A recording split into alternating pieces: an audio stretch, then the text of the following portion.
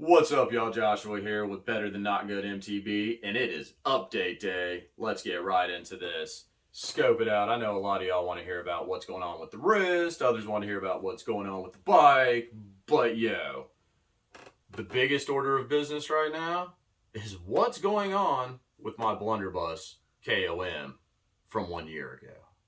That is the question. No, seriously, it's kind of a question. All right, last year I managed to score the KOM on blunderbuss, the section from the top down to the Wilkeswood crossing, right? So just that section with the upper flow, the tabletops, and then into the first chunky section. Yeah, somehow managed to set a time of 1:33. That's a miracle. Managed to do it on a hardtail of all things. Now, sometime about a month later, another individual came in and was able to tie my time of 1:33. So now we're both at the top, but I was the first one there. And crazy enough, that time is still holding. Now, I just want to say thank you to all y'all fast riders from here locally.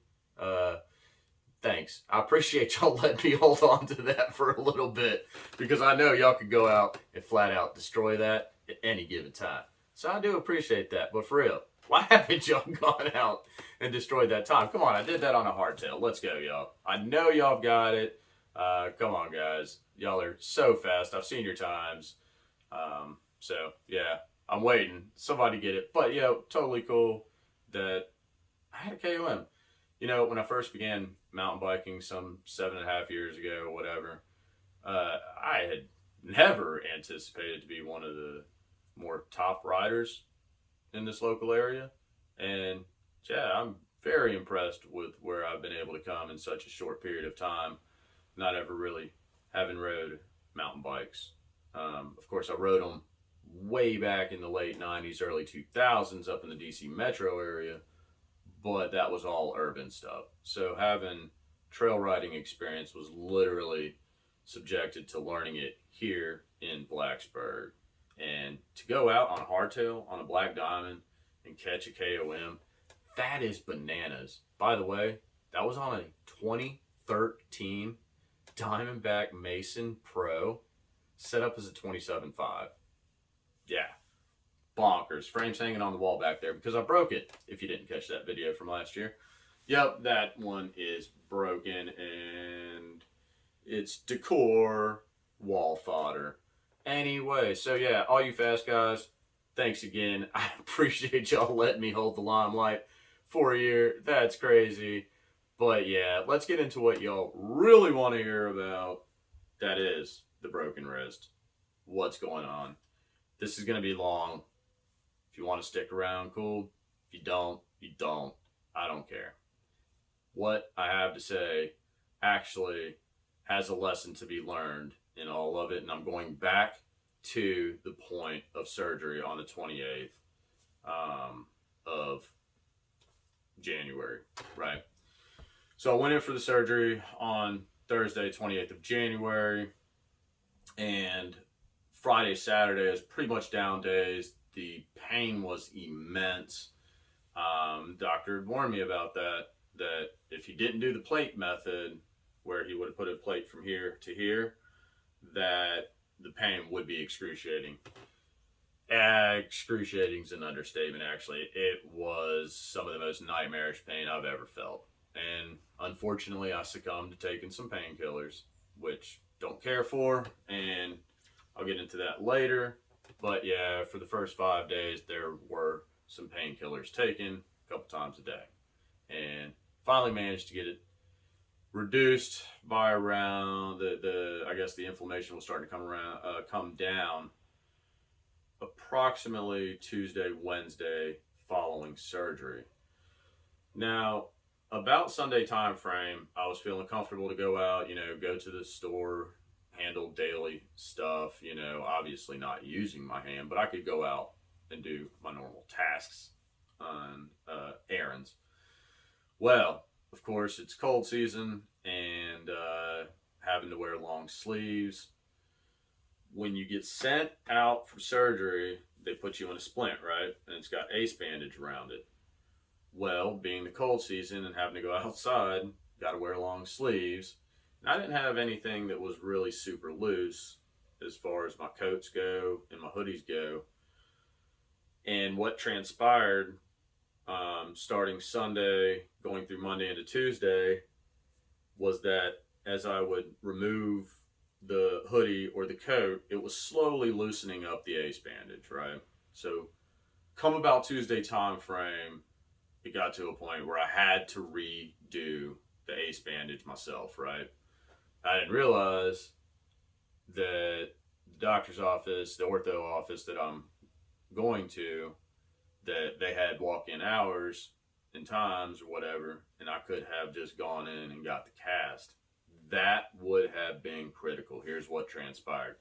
Because I redid the ace bandage and it wasn't quite tight enough to hold everything in place, by the time I got back to my post-op visit, the Tuesday after that or something, when they took the x-rays, the doctor saw something concerning.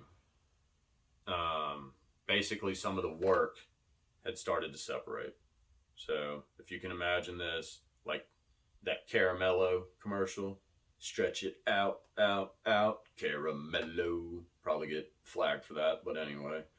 Yeah, so some of the work the doctor had done, and the doctor was awesome. He did amazing work. I'm grateful the Lord placed him in my path for this, but some of the work had started to come apart. As I spoke with the doctor at that post-op visit, he said, look, man, do you want to go back under the knife or just let it be? I asked the doctor, I said, is it something we can wait, a week or two, just see how things are going and then make the decision? Or is it immediate? And he said, it's right now. I've got to know if you want this surgery done. Well, y'all, I didn't get the surgery done, as you can tell. So I decided it's all in the Lord's hands anyway. Just going to let it be. I made a mistake. I should have known to contact the doctor's office once that splint started loosening up to make sure it was properly addressed. And so I accept responsibility for that portion of it. That's a lesson for y'all. If you're in the cold season in a climate in which requires you to wear long sleeves, you end up breaking your wrist.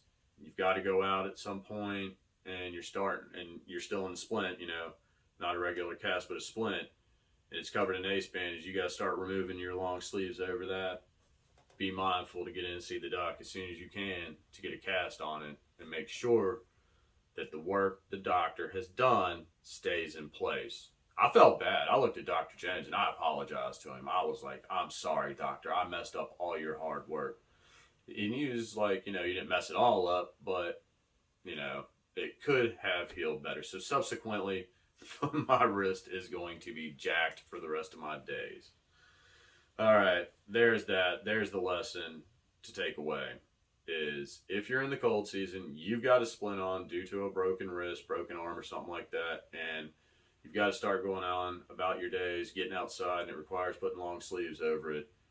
I'm telling you, be super cautious. The moment you start noticing the ace bandage, wrapping that splint up, getting loose, you have got to contact your ortho doctor and get in and see them so that they can address it properly. Whether or not they just need to redo the ace bandage or go ahead and at that time put you in a full cast.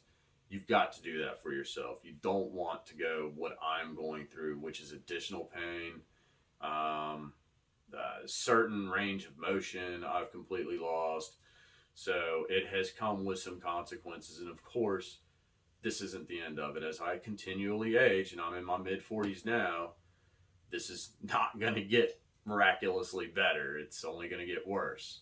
So I will have a lot of pain to endure as I get older with my right wrist. So there you go. Now, anyway, a few weeks later, last week, I went in, got the first pin removed. Hand didn't blow up like a grenade. Darn it. But anyway, I still have 2 pins in here, and in approximately 4.5 weeks, 5 weeks, I will be returning to the hospital to have those removed and finally get towards the end of this recovery process. and into physical therapy. So that's where I'm at with this. Still painful. At times, it's not like painkiller painful. I actually only take ibuprofen for it. After the first pin was removed, I only took ibuprofen the first 2 days. It's like 800 milligrams a day. And then after that, it was done. I don't care for painkillers or any of that jazz, right? And I don't drink alcohol, so that's always good. Yeah, 4 years sober, as a matter of fact, this month. So there you go. There's that update as well. Sober life is brilliant. I don't feel like a bloated swan, and it's so lovely. So many useless calories in that filth. I would say some other words about it, but I'm not going to. It's garbage. Stop drinking. Save yourself. It's brilliant. Anyway, for the rest of y'all that have made it this far in the video and want to hear about the Stumpy, well, guess what? It's coming along. Got the wheel built, and a special component has arrived. But you got to stay tuned, because that's going to be a separate video. Gotcha. Anyway, thanks as always for the support. There have been many of y'all reaching out through email, sending me text messages, checking in on me on Instagram. So I do greatly appreciate all the love and support through this. And don't worry, things will be coming to a point where I'll be back on the bike, and hopefully I'll be able to see y'all on the trails. Thanks for tagging along. I'm out of here. Bye.